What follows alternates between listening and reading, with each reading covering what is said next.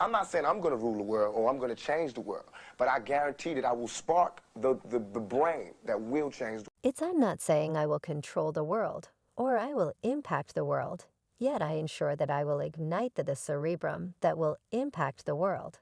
And that is I simply recollect him being a pleasant buddy with a ton of energy. You realize he said, "'Cause where I resided up. You understand what I'm talking about, and I need to discuss how it is you know." In an exciting turn to the infamous deaths of rap legends Tupac Shakur, and the famous huge new proof has surfaced pointing fingers towards. In all honesty, music magnate Shook Holmes, also called Diddy, well-established doubts in the business, have indicated Diddy's inclusion. Yet with check-proof and problematic observers, reality remains covered in secret anyway. The rap world is abuzz as a few major names, including Ice Block, are at last ending their quiet who killed Tupac and Big Deal. And I consider both these fellows were killed in some sort of manner more big deal than Tupac. Ice fledglings new common blemishes have reignited revenue in the virus case, censuring the postponed equity, and contrasting it negatively with the quick goal of John Lennon's death. In the meantime, he, a key figure connected to the Shaker death, faces re-established examination as agents uncover projectiles from his home, possibly associating him to the 1996 shooting. This disclosure comes in the midst of Diddy's apparently unbothered attitude, as he keeps on luxuriating in his prosperity, as of late teaming up with Tiana Taylor on a gospel collection. Discoveries drove him to presume that Diddy employed Crips gangster Dwayne Keith Cafe D. Davis to kill Shakur and Sunite. Yet the breezes may be moving for Diddy, who has long avoided contention, notwithstanding various charges of obscure dealings as Ice Block Eminem and partners of Biggie Smalls. Shout out the cloak over Diddy's past activities, particularly his supposed job in Shakur's End, is gradually lifting and afterward. And the thing with Terrible Kid and Death Row, it sort of took it over the top, with criminological specialists currently breaking down the sloughs from Key D's home for any connects to Shakur's death, a case that has tormented the hip-hop local area for over a fourth of a century, could at long last see some conclusion. Had proactively gone after Orlando Anderson. They had a past hamburger, as the secret encompassing the passings of Shakur and Big Deal keeps on unwinding. We dig further into Shakur's process, affected essentially by his collaborations with individual craftsmen like Ice Block. These associations molded his music, as well as his viewpoint as a youthful dark craftsman making progress toward acknowledgement. Shakur's initial days, particularly his experience with computerized underground, were vital. It was here that he previously ran into Ice 3D Square, a gathering that would leave an enduring engraving on his creative development. Ice Block, pondering their underlying experience shared on individuals' party web recording, with Quelly how Shakur, then a hopeful craftsman with computerized underground, was profoundly impacted by Noah's work. Generally let me know like you know this computerized cool man. Yet you know I believe should do records like you. All you realize I believe should do it was a sincere craving to voice the truth of his encounters, a feeling that resounded profoundly with Ice Block. 3D Shake's consolation assumed a pivotal part in Shakur's ascent to unmistakable quality.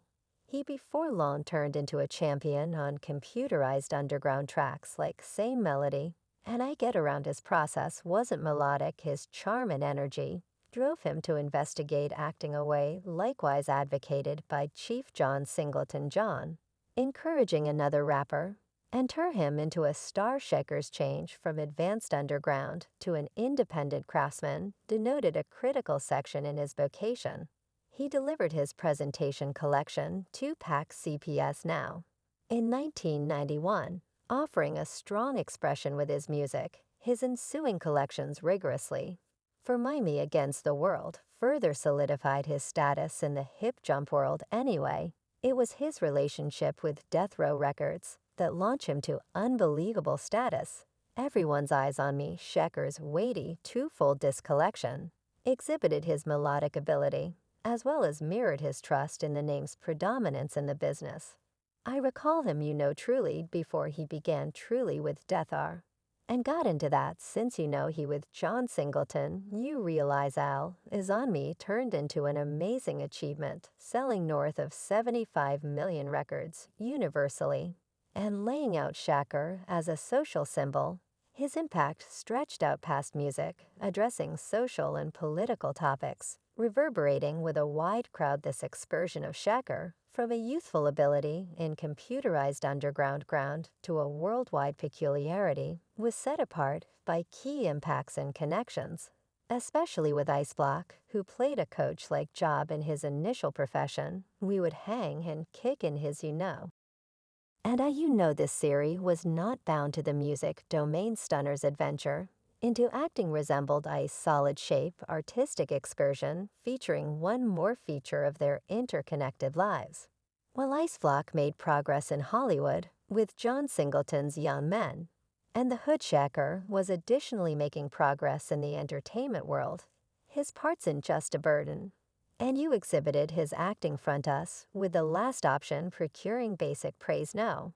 When they see me they know that each day while I'm breathing it's as far as we're concerned to go farther. Each time I speak I maintain that reality should come out. The convergence of their ways in the film world was set apart by a critical second Ice Shape's choice to pass on the job in fitting retribution. This choice opened the entryway for Shakur to step into the job, a move that would add to the film's status as a clique exemplary. Their professions, however unique in their mediums, were entwined, reflecting comparative stories and shared encounters.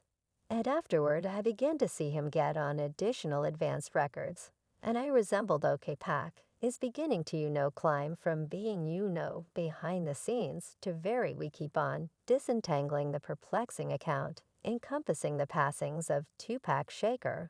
And the infamous large. It turns out to be progressively evident that their unfortunate end was profoundly entwined with the activities and impacts of key industry figures, especially Suge Knight and Diddy Holmes. What started as a companionship between two of hip bounce's most notorious figures, bit by bit lapsed into perhaps of the most famous competition in music history, powered by a blend of individual hatreds and the nations of people around them. The beginning of Shakur and Biggie's relationship were set apart by shared regard and brotherhood.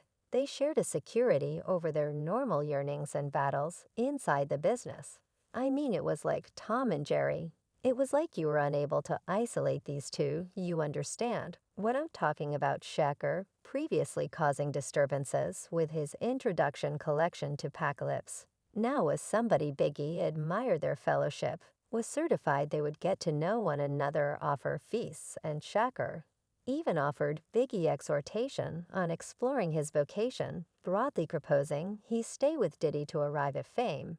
It resembled two youngsters in level school that just become friends and just spent time with one another all the time anyway. The defining moment in their relationship accompanied the scandalous Quad Studio firing in 1994. Shakur was gunned down, and in spite of enduring the assault, Harvard doubts that Big Deal and his camp were some way or another elaborate. This doubt was additionally energized by Shakur's ensuing relationship with Sue Knight and his name Death Row Records, making way for the East Coast-West Coast contention that would come to characterize both their professions.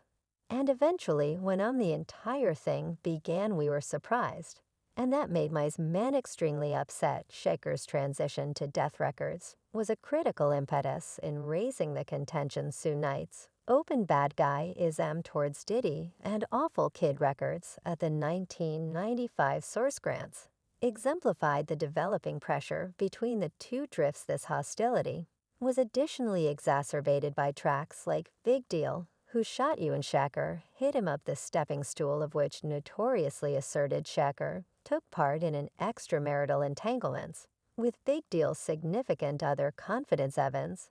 These occurrences filled the quarrel, as well as attracted their particular fan bases, establishing an unpredictable climate. I needed to settle on the decision of Big Deal. I said, we not going to answer someone will get injured on the off chance that we answer the sad incongruity of this fight. lies in the way that it was driven by the actual rappers, as well as fundamentally by the aspirations and activities of Suchi Knight and Diddy hit them up. And that joint was cold, you understand what I'm talking about, their longing to rule the hip bounce scene and hoist their individual marks assumed a urgent part in stirring up the flares of this competition in their quest for progress, success, and impact. They added to a story that transformed a once cordial rivalry into a harsh and perilous fight. Individuals were beginning to say it's East Coast-West Coast competition. Since it was individuals attempting to bring in cash, it was valid individuals attempting to make vocations, individuals attempting to get popular in the fallout of Shakers and Biggie. Communicated a longing to end the across-the-nation battling, perceiving the horrendous idea of the fight. His remarks in a meeting, considering the effect demonstration of their competition, feature the lament and the wish for compromise that came past the point of no return. We two unique individuals, we pursued a waterfront hamburger one man against one man maiden.